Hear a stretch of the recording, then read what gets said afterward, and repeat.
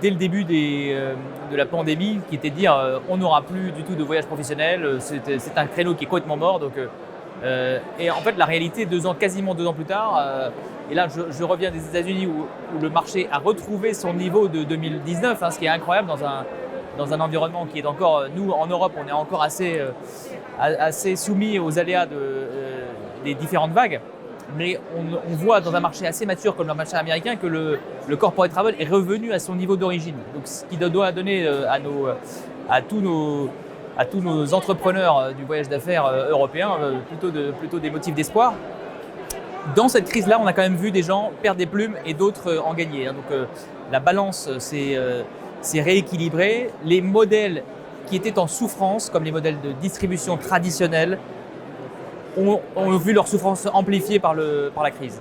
A contrario, donc on parlait de Carlson Wagonlit, on parlait à un moment donné aussi d'Amex GBT qui aurait failli se vendre en été 2020, mais le deal n'est pas allé au bout puisque Carlyle, qui était supposé racheter, s'était défaussé.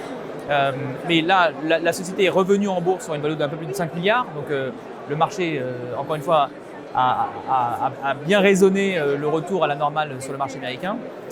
Et on voit d'autres entreprises débouler comme des fusées sur le marché, type des boîtes comme TripAction ou TravelPerk, qui sont des entreprises qui ont beaucoup digitalisé le parcours client, la relation entre le voyageur et la TMC. Et donc, c'est des modèles qui, aujourd'hui, ont vraiment le vent en poupe pour une raison que j'explique en particulier, qui est la capacité ou la nécessité pour les entreprises de mieux tracer leurs voyageurs. Et donc, les outils technologiques qui étaient plutôt des options avant la crise sont devenus un peu des nécessités, des obligations, notamment pour tracer ce qu'on appelle le duty of care, pour avoir les entreprises ont une responsabilité à l'égard de leurs voyageurs.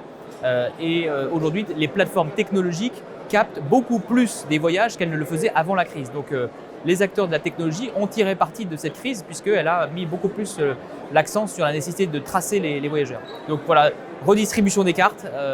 Les modèles en souffrance avant la crise le sont encore plus.